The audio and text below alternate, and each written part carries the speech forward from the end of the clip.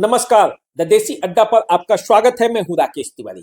देखिए, आप सभी को पता चल गया होगा, सिवान के नए एसपी के रूप में पूरन कुमार झा अब कमान संभालेंगे। सिवान के 41वें एसपी के रूप में वे पद पर सुशोभित होंगे।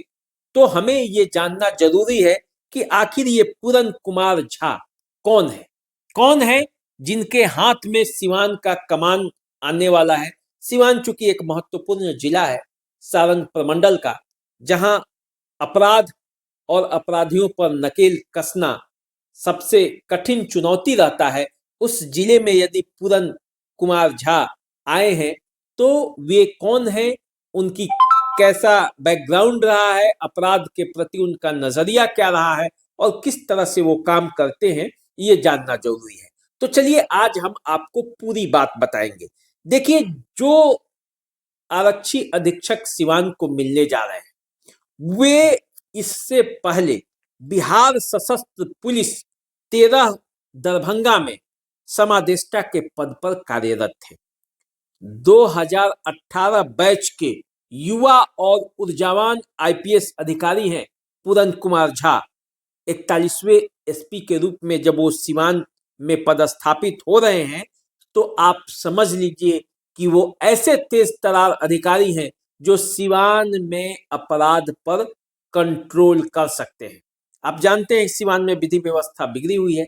ऐसे में उन्हें कमान सौंपा जा रहा है कि सिवान की जो विधि व्यवस्था है उसको नए साल में चुस्त दुरुस्त करें। देखिए, पूरन कुमार झा को आप उन आईपीएस अधिकारियों की सूची में रख सकते हैं जो अपने मेहनत के बल पर अपनी छवि और प्रशासनिक क्षमता को साबित किया है। वे भागलपुर में एसपी, पटना में यातायात एसपी, नवगछिया में एसपी के रूप में कार्य कर चुके हैं। इसके अलावे वो अन्य विभिन्न पदों पर भी तैनात रहे हैं, लेकिन इन जगहों पर उन्होंने बहुत बेहतर तरीके से काम किया और इसका जो है उनका फल मिला। अब वो सिवान में नए एसपी हैं। देखिए, मधुबनी जिले के रहिका के मूल निवासी पूरन झा जो हैं, इनकी अकादमिक पृष्ठभूमि काफी बेहतर रही है। ये जो हैं वो इंजीनियरिंग की पढ़ाई की है एमबीएम इंजीनियरिंग कॉलेज जोधपुर से। उसके बाद वो 2013 में राजस्थान लेखा सेवा में चयनित हुए थे। अतिरिक्त कोषाधिकारी जयपुर ग्रामीण में कार्यरत रहे, लेकिन उनका लक्ष्य ऊंचा था। वे दृढ़ इच्छा शक्ति वाले थे। वे बेहतर रणनीति के साथ और बेहतर करना चाहते थे, इसलिए 2017 में यूपीएससी की परीक्षा दी और उसमें उनको आईपीएस कैडर मिला।